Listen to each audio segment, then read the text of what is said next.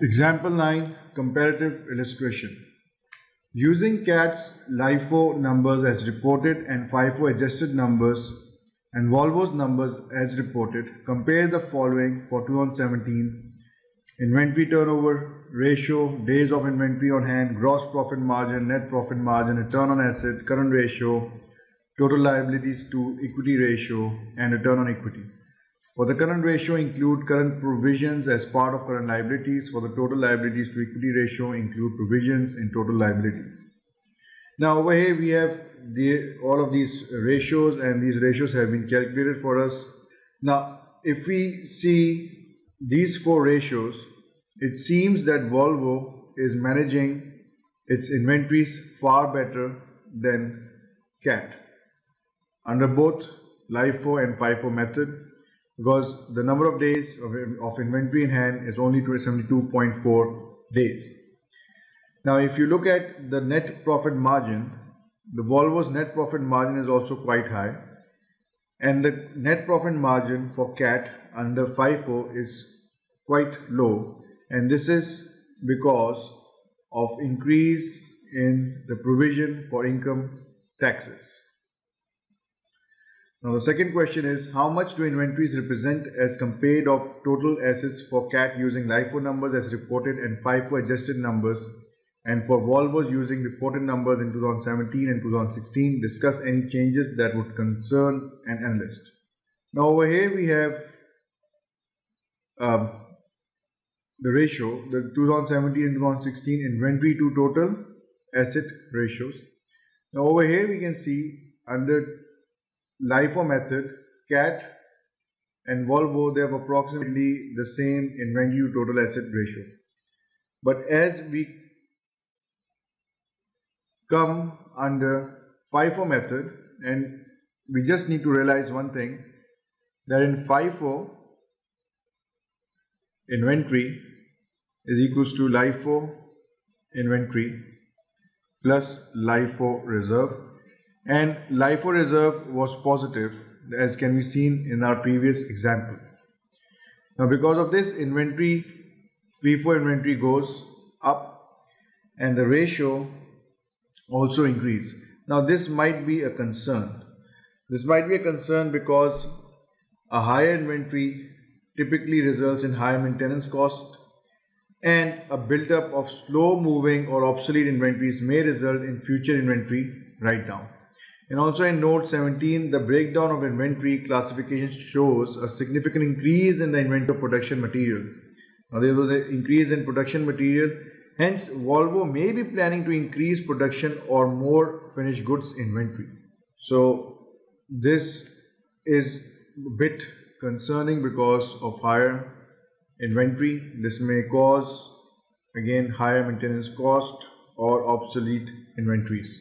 Using the reported numbers, compare the 2016 and 2017 growth rates of CAT and Volvo for sales, finished goods inventory, and inventories other than finished goods. Now over here in 2016 we can see that the finished goods inventory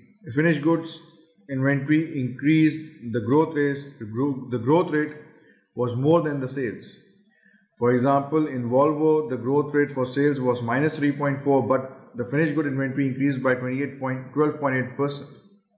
Now this would be concerning. Why? Because this may be adding up or building up inventories, and hence we can see that the Volvo learned from this experience that they are building up on inventory. Hence in 2017 they lowered their finished goods, so the growth rate in finished goods actually went down.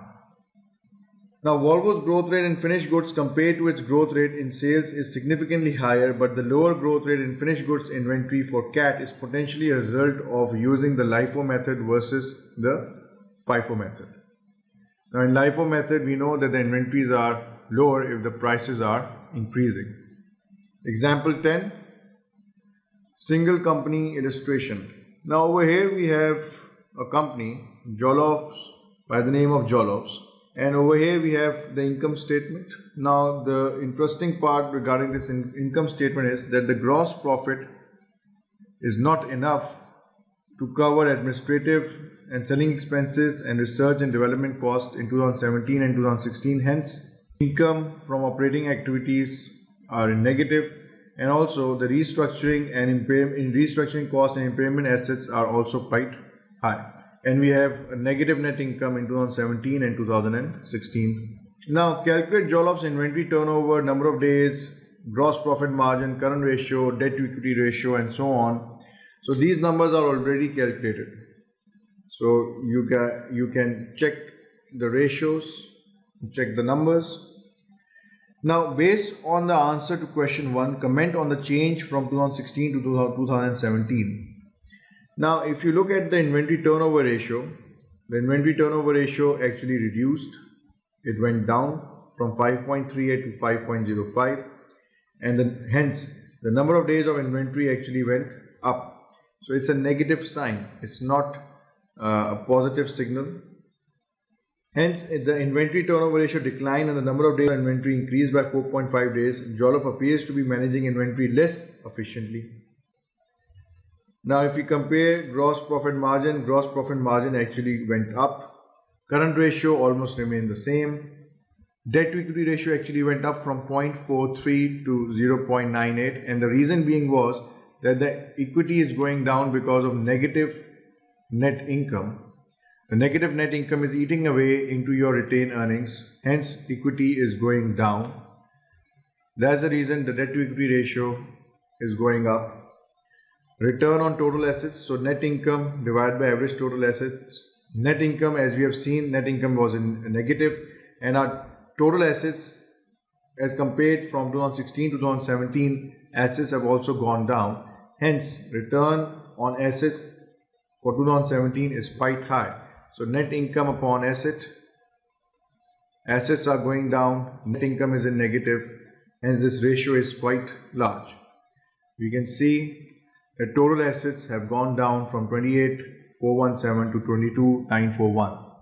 If Jollof had used the weighted average cost method instead of FIFO method during 2017, 2016, 2015, what would be the effect on Jollof's reported cost of sales and inventory carrying amount?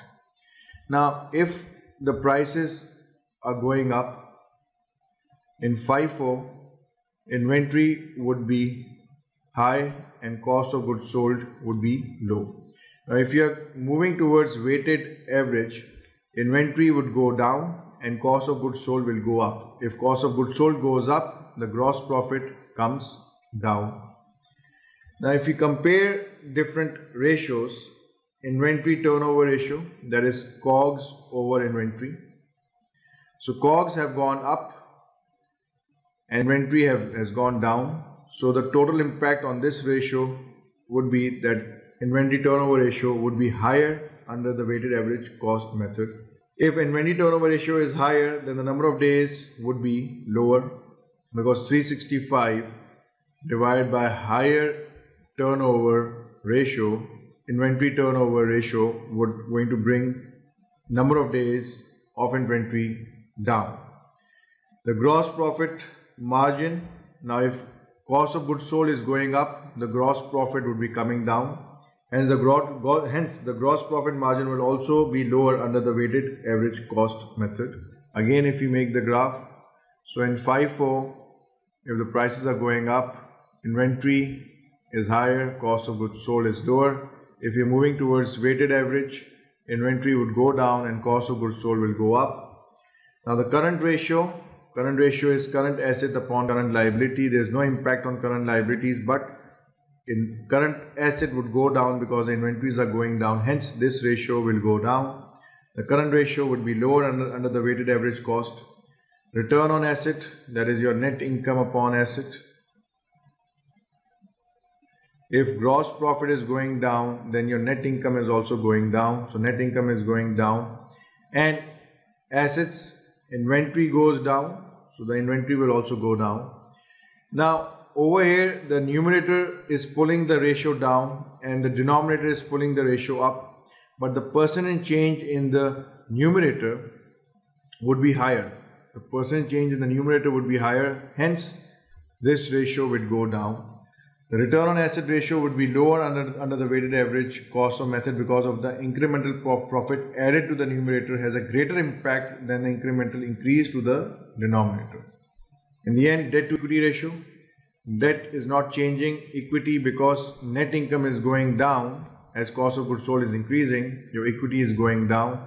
Hence the impact on debt to equity ratio, when the equity is down, this ratio will go up. The debt to equity ratio would all be higher under the weighted average cost method, because retained earnings would be lower under the FIFO method. The debt to equity ratio would all be higher under the weighted average cost method, because retained earnings would be lower than under the FIFO method. Yes, indeed, because cost of goods sold is going up under the weighted average, hence net income is going down, and your retained earnings is going down, hence your equity is also going down. Now imagine that the prices would have gone down. Under FIFO method, inventory would be lower, cost of goods sold would be higher, and if you are moving towards weighted average, cost of goods sold will decrease and inventory would go up. Hence the impact on all the ratios would be opposite. Conversely, if inventory replacement costs were decreasing, Jolloff's cost of sale would have been lower, cost of goods sold will be lower, and the gross profit and inventory would be higher. If cost of goods sold is lower, then the gross profit is higher, and we can see inventory is going up if it is weighted average. Because of this, the result would be that the ratio assessment that was performed above would result in directly opposite conclusions.